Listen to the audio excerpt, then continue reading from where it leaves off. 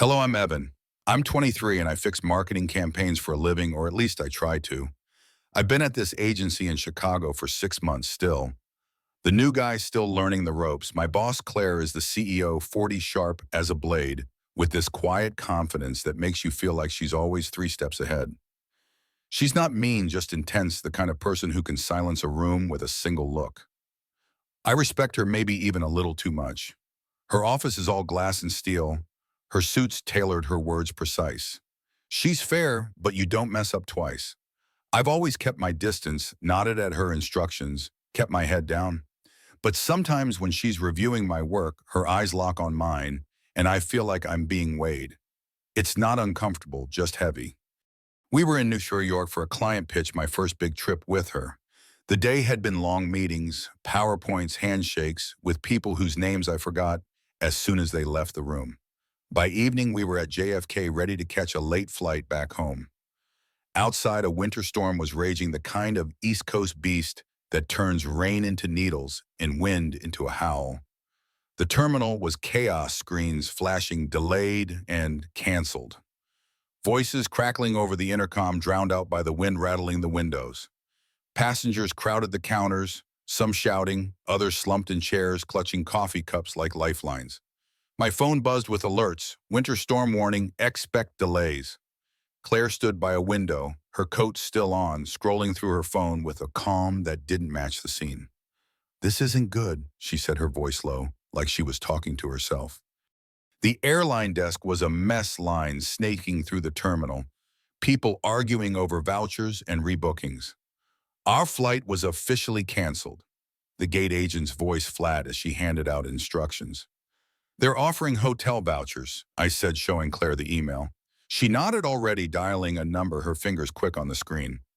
"We'll try for a room," she said. "No point staying here." I watched her work, calling hotel after hotel, Marriott, Hilton, a couple of budget places near the airport. All booked. Her brow furrowed, but she didn't snap, didn't raise her voice, just kept dialing. Finally, she got through to a boutique place a few miles out. "It's ours," she said, hanging up. We took a cab through the storm, the wipers barely keeping up, the driver muttering about black ice. The hotel was a low-rise building, modern but not flashy, its sign flickering in the wind. The lobby was warm, all thick carpets and soft yellow lights, a stark contrast to the chaos outside. The wind howled, shaking the glass doors, but inside it was quiet, almost too quiet. We checked in, the clerk sliding over key cards with a tired smile. "Suite 412, he said. "Elevators to the left." Claire thanked him, her tone crisp, and we headed up, our bags rolling behind us, the carpet muffling our steps. The suite door clicked open and a wave of warmth hit us, the air smelling faintly of lavender from some diffuser in the corner. The room was bigger than I expected, polished wood floors, a sleek desk, a wide glass window, looking out at the rain-slicked runway planes grounded like sleeping giants. A king-size bed dominated the space, its white linens, crisp pillows stacked high. Next to it was a small sofa, more decorative than functional, its cushions stiff and narrow. Claire set her bag down, untying her scarf, her coat slipping off her shoulders to reveal a tailored blazer and skirt, her usual armor. She glanced at the bed, then at me, her eyes catching the light. "Only one bed," she said, her voice dried, a faint smirk playing on her lips. "Want to risk it tonight?" My face went hot, and I laughed more out of nerves than anything. "I'll take the sofa," I said, pointing at the sad little thing in the corner. Claire raised an eyebrow, shrugging off her blazer. "That sofa's a joke," she said, her tone matter-of-fact, that half-smile still there. "Sleep here, it's just a bed, Evan." My heart kicked up, thudding in my chest. She wasn't flirting, not exactly, but her words carried a weight, like she was testing me, seeing if I'd flinch. I nodded, trying to play it cool. "Yeah, okay," I said, my voice tighter than I wanted. "I'll figure it out." She kicked off her heels, setting them neatly by the door, and walked to the window, her silhouette sharp against the glass. The runway lights flickered through the rain, casting a golden glow on her face, softening the edges I was used to seeing in boardrooms. I dropped my bag by the sofa, my hands suddenly restless. This was Claire, my boss, the woman who could make a client sign a contract with a single sentence.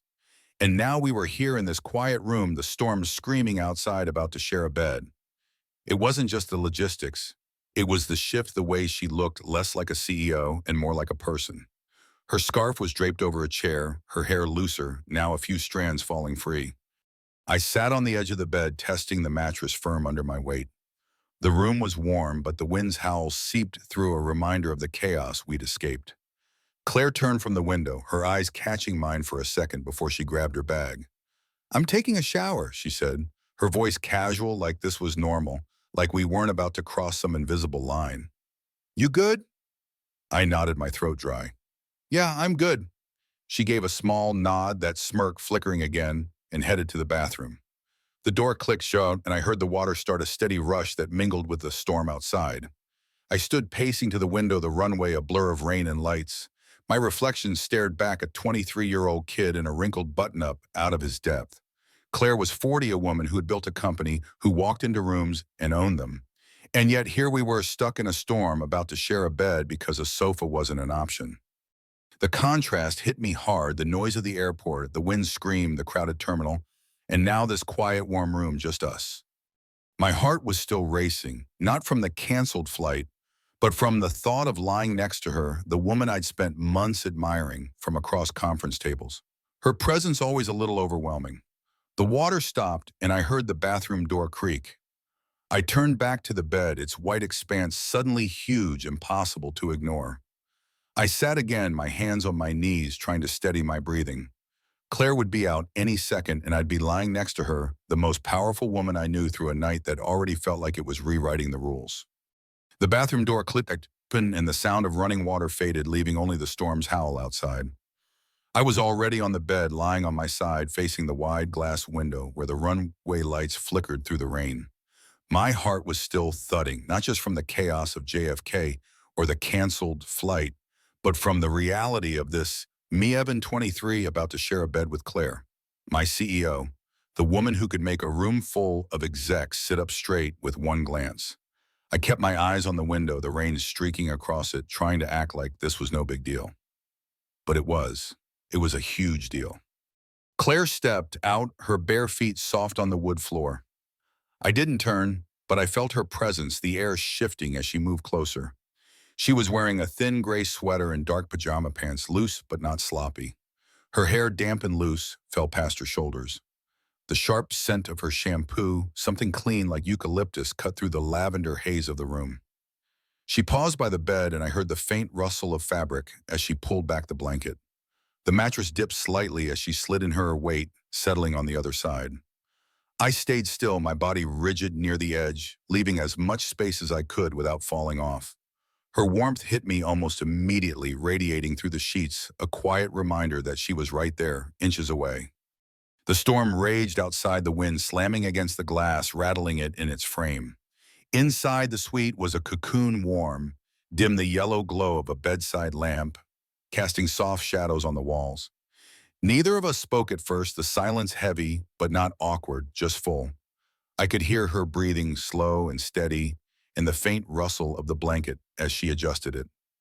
"Those clients today," she said finally, her voice low, a little playful, "think they'll ever stop asking for neon fonts?" I laughed, a quick huff, grateful for the break in tension. "Not a chance," I said, still facing the window.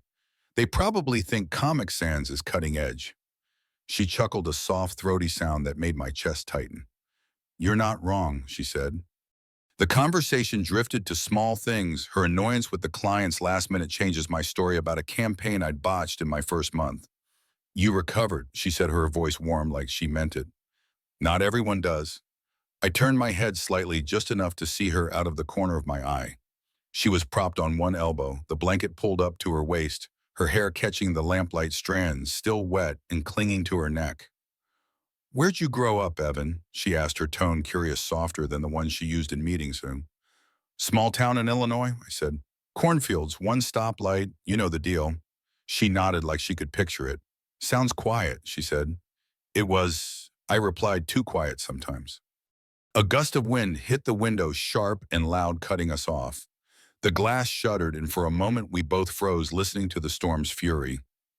The runway lights flickered, their glow muted by the rain, and the room felt smaller, the world outside wild and untamed.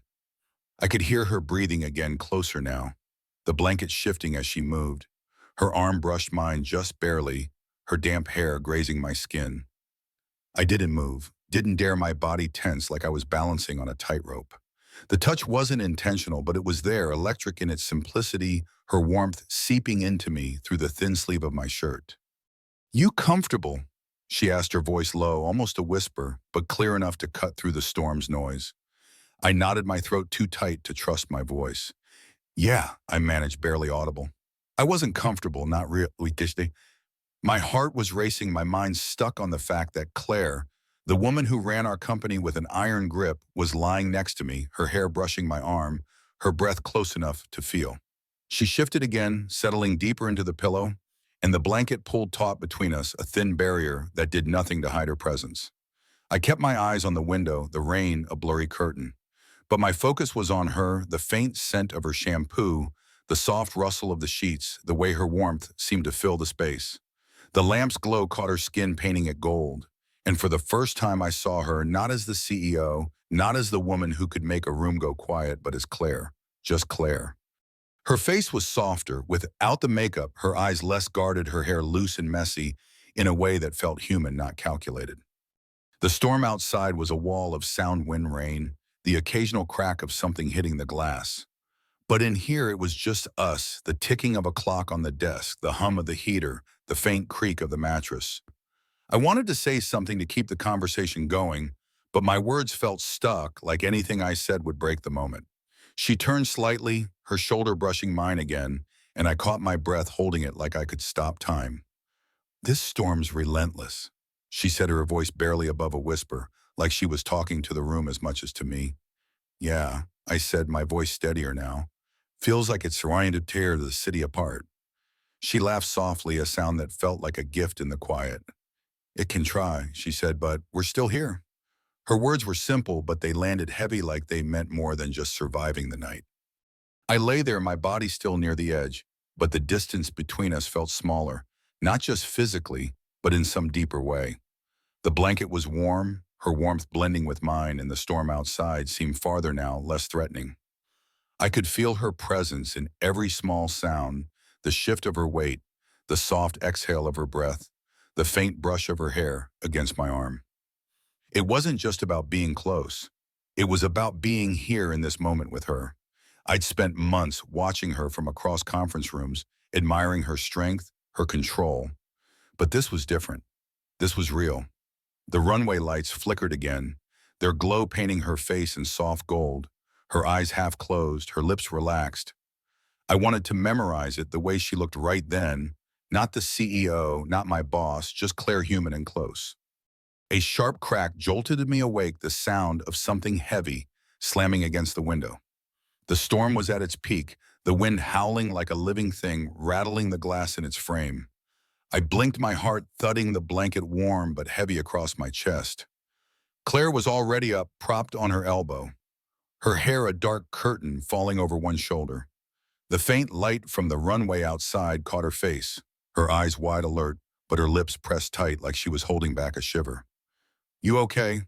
I asked, my voice rough from sleep, sitting up slightly. She nodded, a quick jerk of her head, but pulled the blanket higher, her shoulders trembling, just enough to notice. Outside, the storm was relentless rain. Lashed the window, wind screaming, a low rumble of thunder rolling in the distance.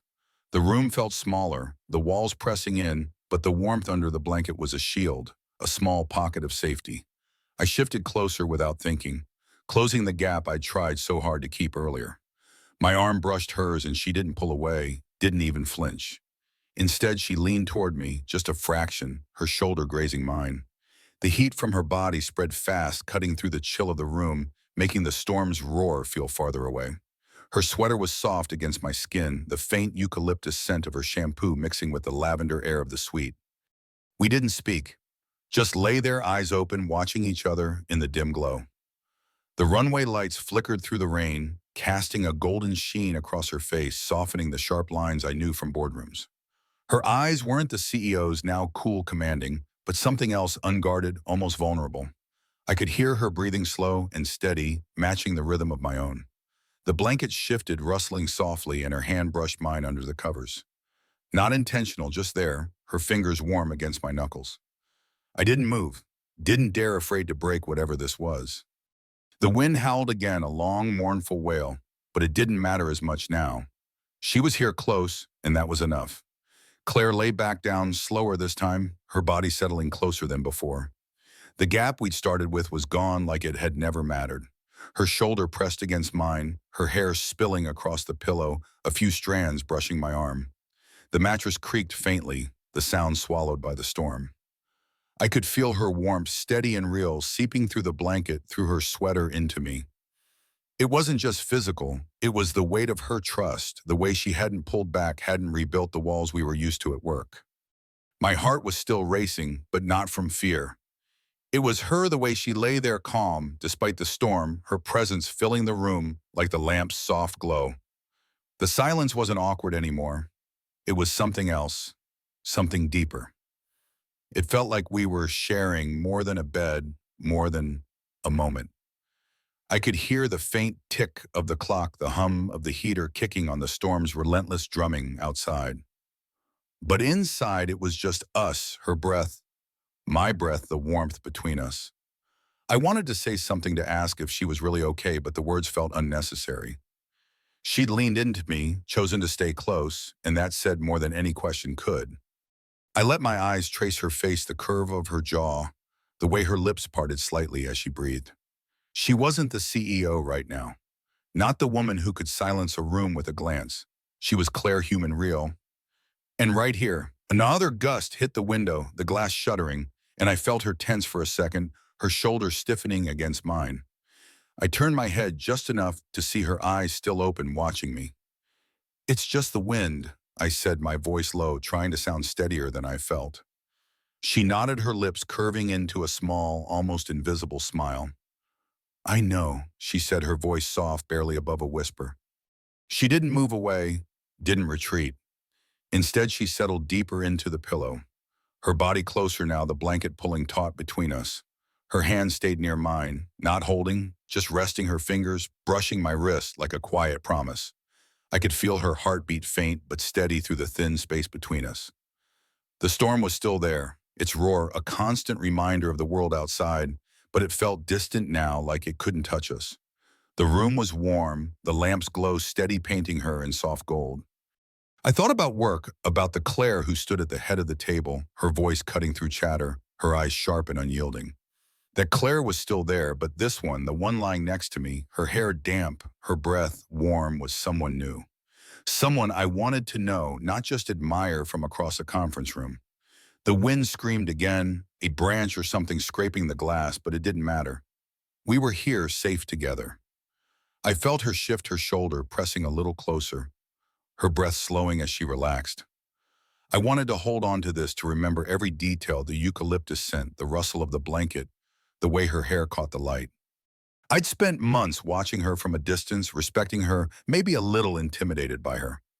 But now in this quieter, storm-battered room, she was just Claire, and I was just Evan. And the space between us wasn't a barrier anymore. It was a bridge. I closed my eyes, not because I was tired, but because I wanted to hold this moment, to let it sink in. The storm kept raging, the wind still whipping against the glass, but I was calm, steadier than I'd been all day. She was here, her warmth beside me, her breath a quiet rhythm in the dark. And for the first time, I wasn't just the new guy trying to keep up. I was here with her, and that was all that mattered. The storm had quieted its roar, softening to a low moan, the wind no longer rattling the windows with the same fury. The room was still, the air warm with the faint hum of the heater, the lavender scent lingering like a quiet guest.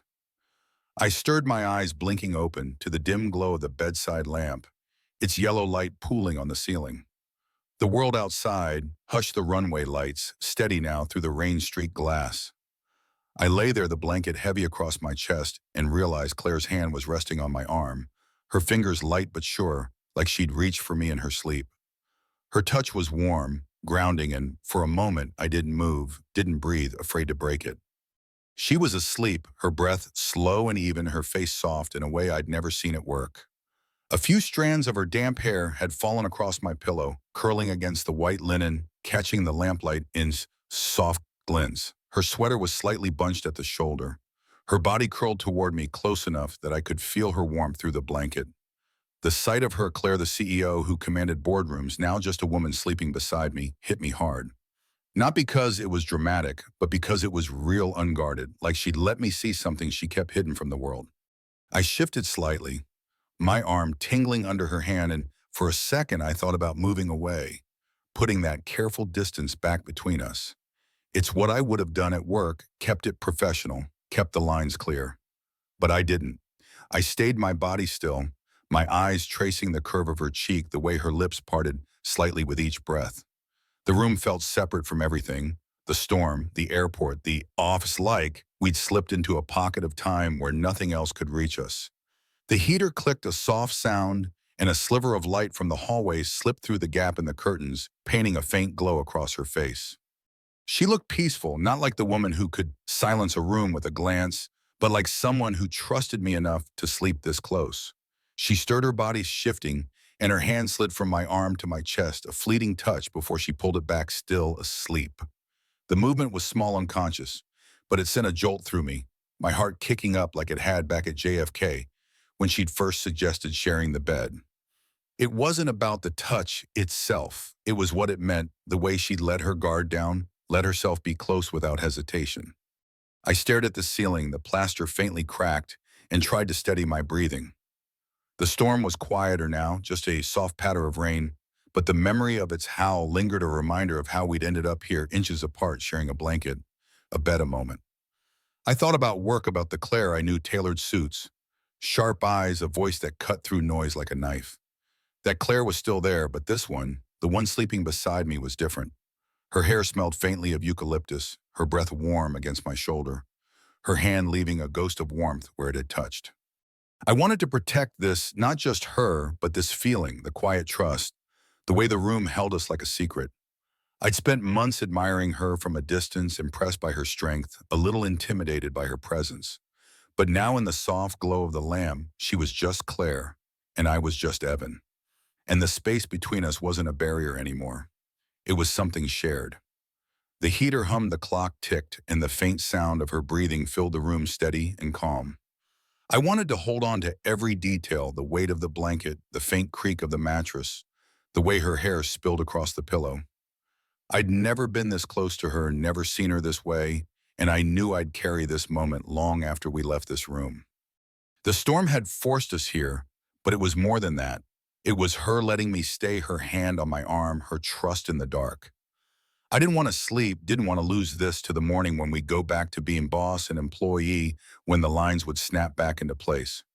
She shifted again, her shoulder brushing mine, and I felt her breath catch for a second before settling. The light from the hallway flickered, the curtains swaying slightly, and I could see the curve of her neck, the way her sweater clung to her collarbone. It wasn't about wanting her, not in the way people might think. It was about this quiet, this closeness, the way she'd let me see her without the armor.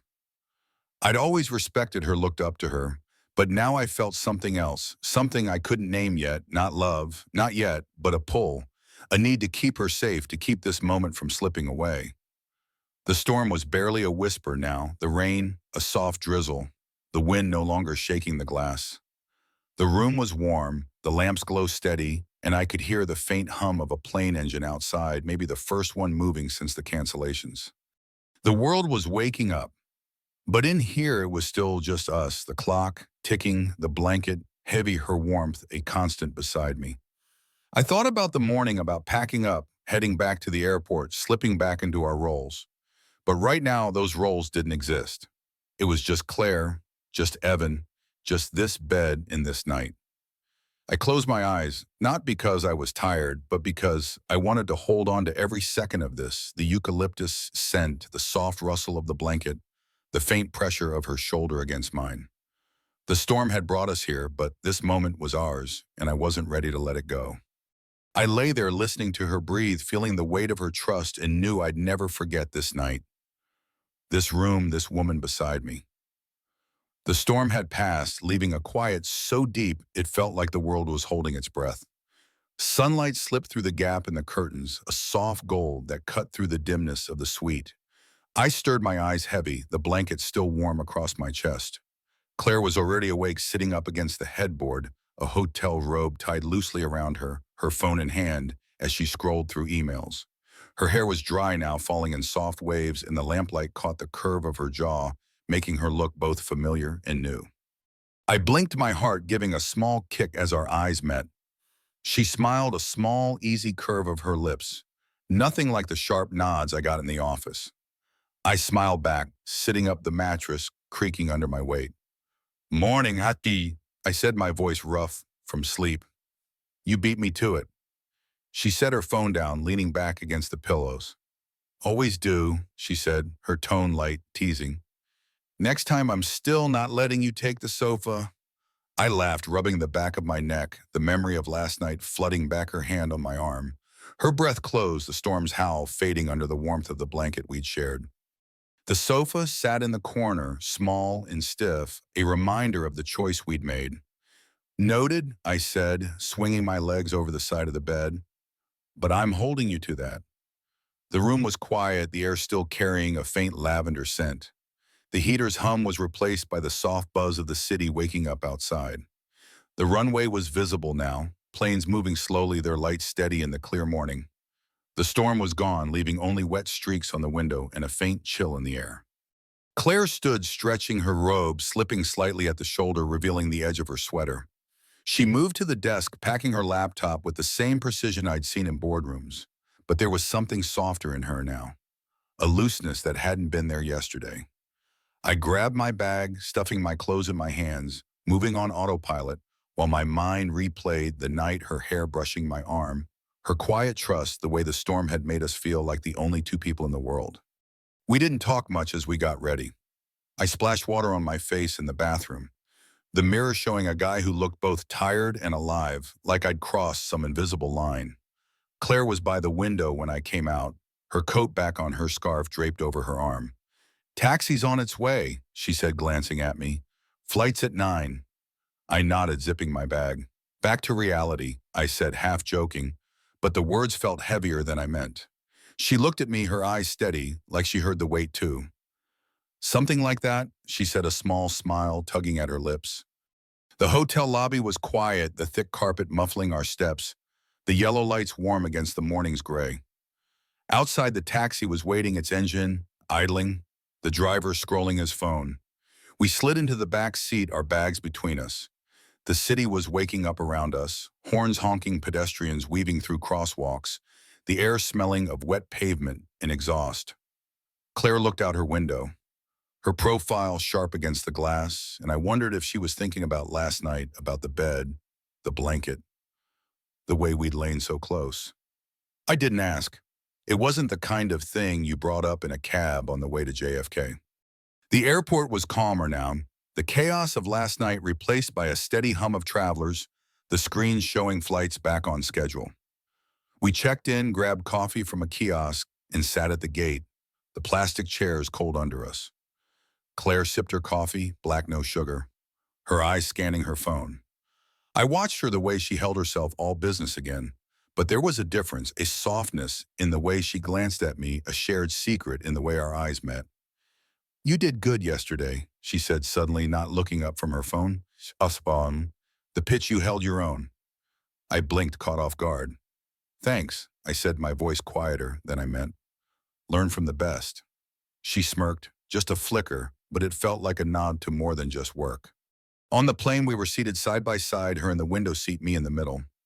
The cabin was quiet, the hum of the engine steady as we taxied. She leaned back, her scarf folded in her lap, her eyes on the clouds outside. We didn't talk about the night, didn't mention the bed or the storm or the way her hand had rested on my arm. But the silence wasn't heavy. It was comfortable, like we'd crossed some line and didn't need words to confirm it. I could still feel her warmth, the faint eucalyptus of her shampoo, the way her breath had matched mine in the dark. I looked out her window, the clouds thick and white below us, and thought about the storm, the way it had forced us together, the way it had changed something I couldn't quite name.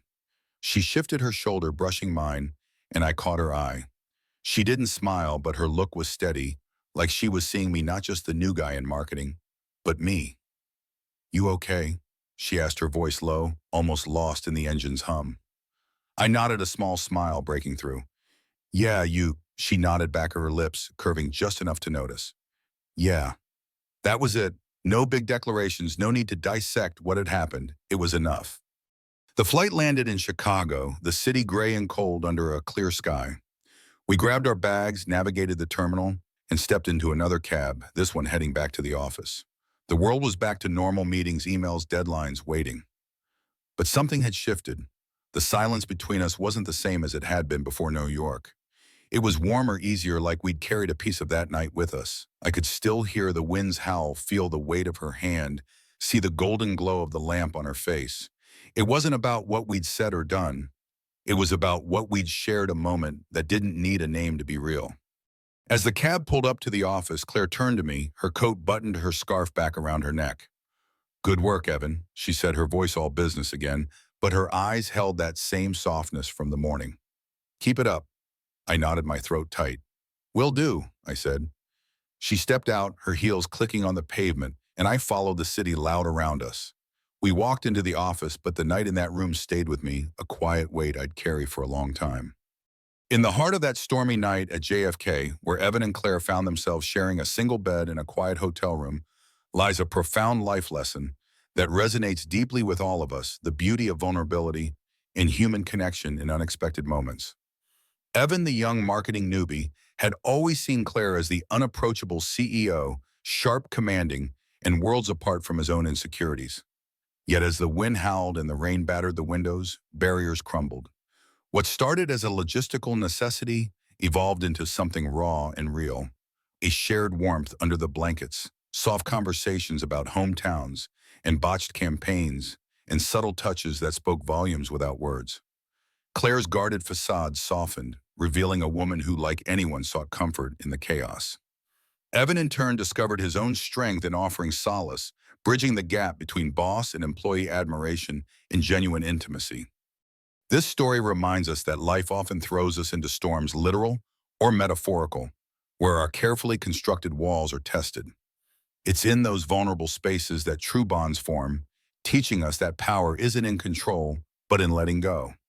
We learn to see beyond titles, ages, and roles, recognizing the shared humanity that binds us. Imagine the regret if Evan had insisted on the sofa, clinging to professionalism at the cost of connection. Instead, they emerged changed, carrying a quiet trust back to their everyday lives. It's a poignant reminder that embracing discomfort can lead to profound growth, fostering empathy and relationships that endure long after the storm passes.